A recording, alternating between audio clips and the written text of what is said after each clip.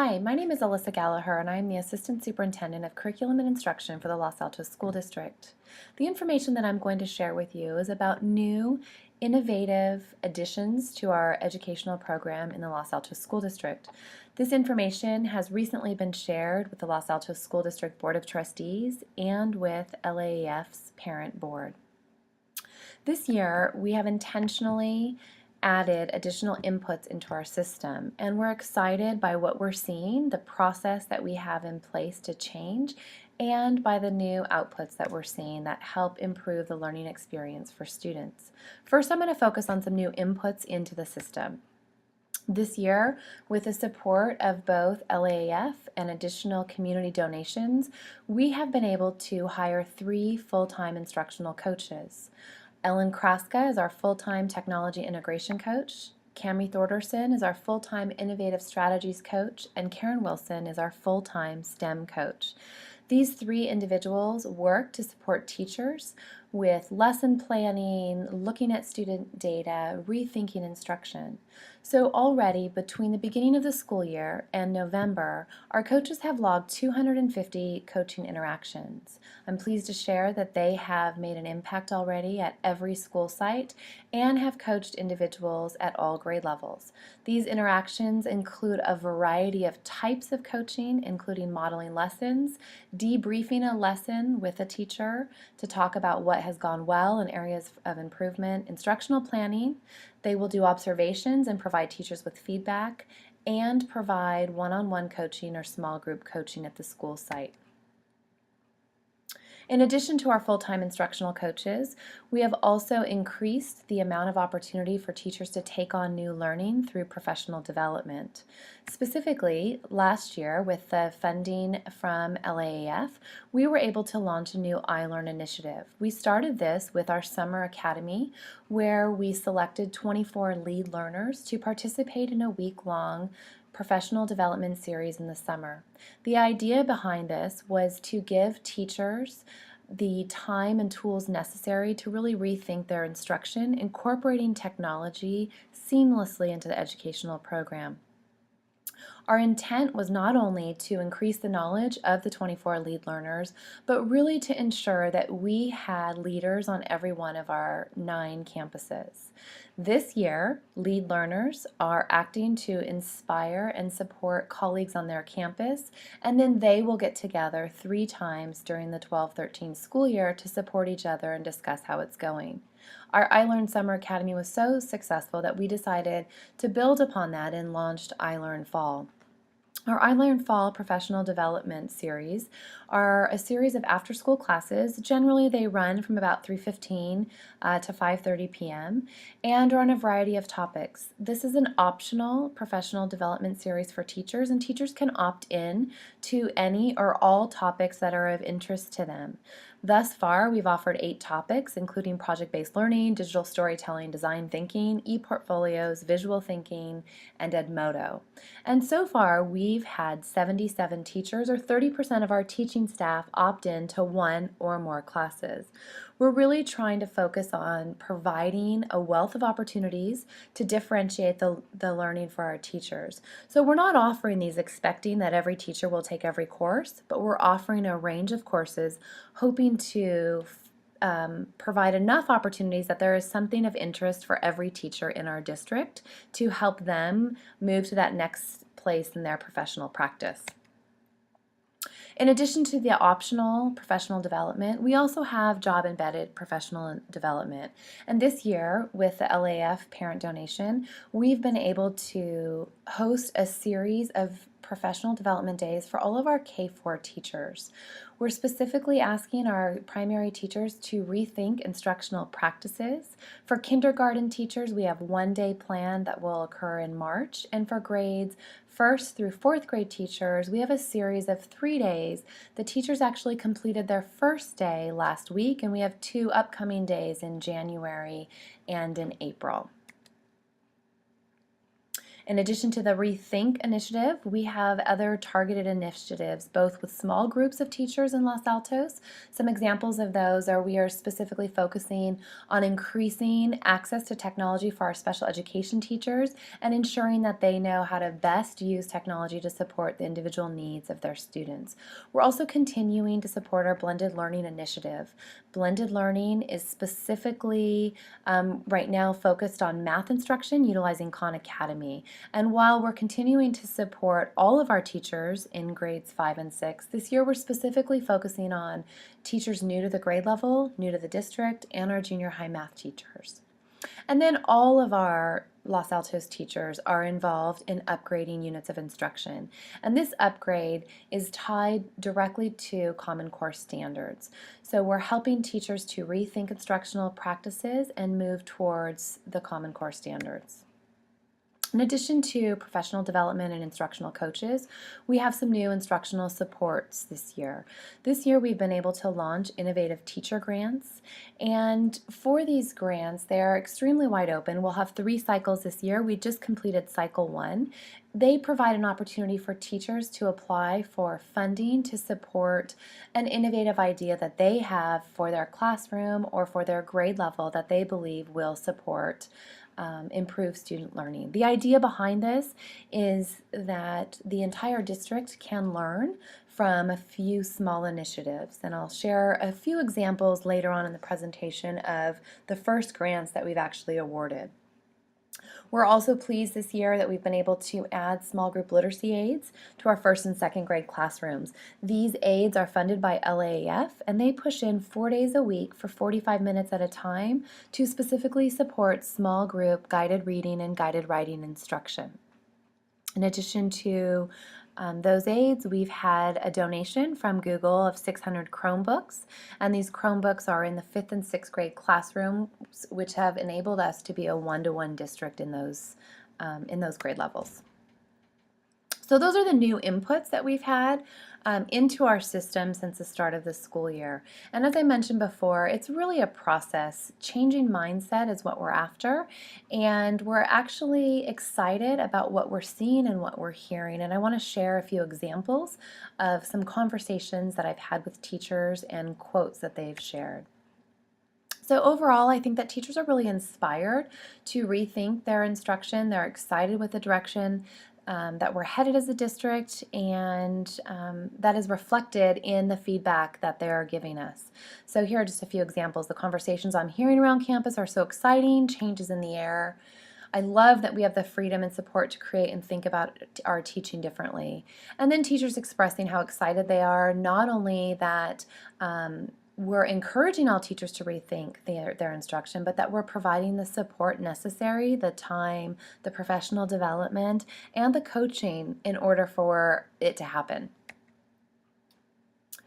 So we're only at the end of the first trimester, but already we're seeing some very positive outputs as a result of the new innovative inputs into our system. And I want to share both a few things that we've accomplished already, as well as what we anticipate for the remainder of the year. First, I mentioned to you that we're really trying to communicate out with our parent community about the new innovative instructional strategies and how we're encouraging teachers to rethink instruction. So we have started a new curriculum-related blog. You can access this blog by going to the Los Altos School District website or by following us on Twitter. We do tweet out every time there's a new blog post.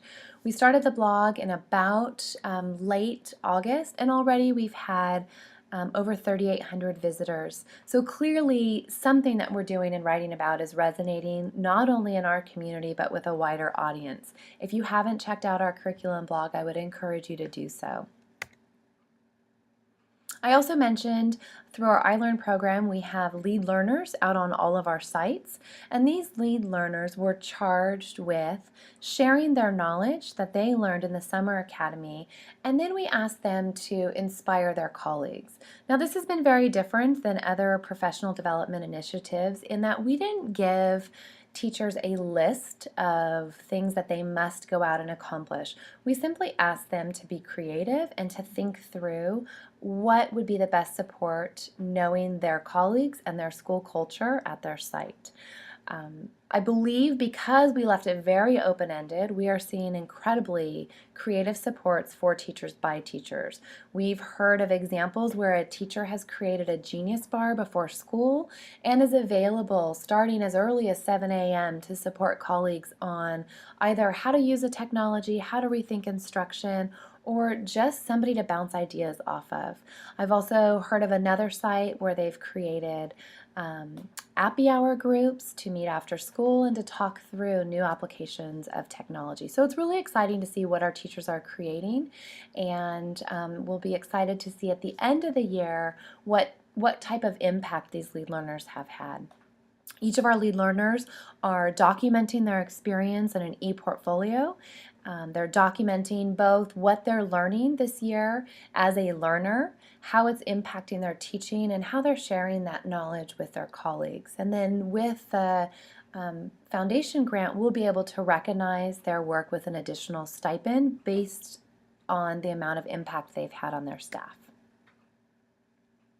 I mentioned that all of teachers in Los Altos this year are focused on upgrading a unit instruction, and that is upgrading it specifically to tie it to the Common Core standards. As we work through our unit upgrades, we're starting with essential questions and really identifying what is it that we want students to learn as a result of the unit.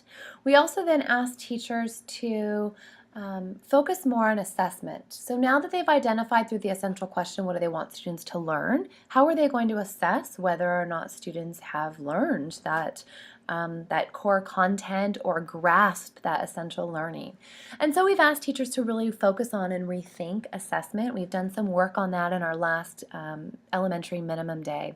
And at the end of that day, after we spent 2 hours learning together, we asked teachers 2 questions. We asked teachers to think through how were they assessing the unit prior to the upgrade, and we took those responses and dumped them into a Wordle where the more frequent responses appear larger in text. And so you can see the majority of our teachers prior to upgrading were really focused on using unit tests, reports, and essays. There were some presentations and group projects, but primarily we were using unit assessments, unit tests as our assessment.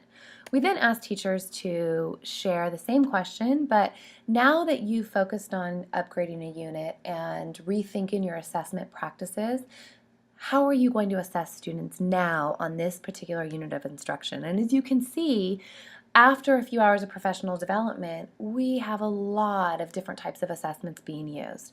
And so this is encouraging because this suggests that teachers are receptive to what we're talking about, and they're actually making changes to their practice. So now with the upgraded units, we're seeing, a lot of different types of assessment that really get to the higher level of learning in Bloom's taxonomy. I mentioned that we have new innovative teacher grants, and we'll have 3 cycles this year. We just awarded our first cycle, and out of that cycle we have some interesting experiments and learning projects that'll be taking place. We have a 4th grade teacher who is focusing on the use of e-portfolios in the classroom and really working to streamline when to use paper, when to use technology, and how does it work to have a paperless classroom with students documenting their learning and their work electronically. We then have a teacher in our junior high setting who is creating a Lego robotics unit, an elective, and needed some materials and support to make that happen. And we have a grade level, 2nd grade level of teachers that are working to utilize Chromebooks in the 2nd grade classroom and small group instruction. So we have 4 teachers who each have 4 Chromebooks in their classroom, working on both how do they use web-based tools and specifically in small group instruction. So the idea here is that our vision of using technology is not 24 students all on the computer at the same time, but how do we use technology as a tool in small group instruction. So we're excited to have a report out from all 3 of these groups of teachers to see if we can leverage their learning across the district, and then we anticipate having additional grants in our next 2 cycles.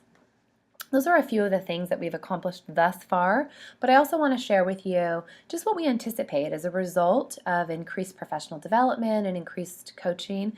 We do anticipate seeing evidence of innovative ideas in classrooms. And here are just two quick examples of ways that teachers are rethinking. A fourth grade teacher at Covington, prior to the school year starting, posted this QR code onto her classroom door. And when the students found out who their teacher was, they eagerly, students and parents, go to the classroom. It may have been on the weekend or after hours when they received their notification prior to the school event. Parents were able to click on the QR code, and there was a personalized message from the teacher welcoming students to their fourth grade classroom and giving them a preview of what they'd be learning this year.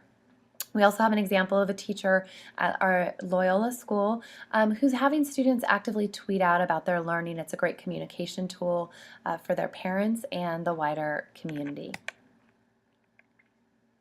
We anticipate this year increasing all of our teachers' TPAC knowledge. TPAC is a model for evaluating multifaceted teacher knowledge. It's research-based out of the College of William and Mary, and it focuses specifically on 3 types of knowledge, specifically, and then the intersection of the different types of knowledge. So the TPAC stands for the technological, pedagogical, content knowledge that teachers must have to teach. And because of all of our increased supports, we anticipate building teachers' TPAC knowledge. We administered a baseline survey in August to determine where our teachers fall currently in each area of these knowledge in the TPAC model, and then we'll re-administer the survey later this spring, and we hope to see that we've increased specific areas of their TPAC knowledge.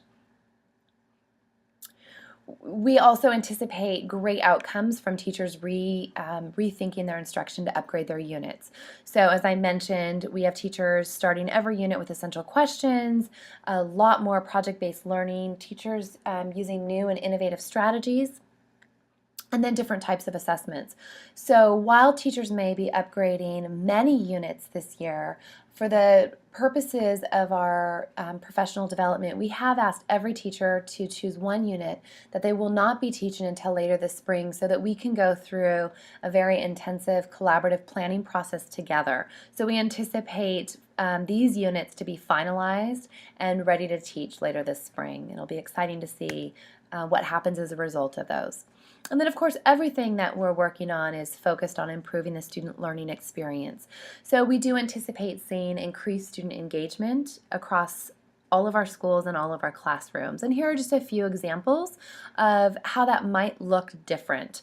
Increased student collaboration in classrooms, very active project-based learning. An example is a picture there of Shakespeare in the classroom and students really acting out and experiencing the learning. A great picture there of some third grade students working with their iPads. And then another example of project-based learning was our students creating the LASD Film Festival. We're also this year collaborating with D School out of Stanford and are starting to see some great results with incorporating design thinking into our classroom. So those are just a few of the examples. We will continue to monitor how we're doing this year, but overall it is extremely exciting.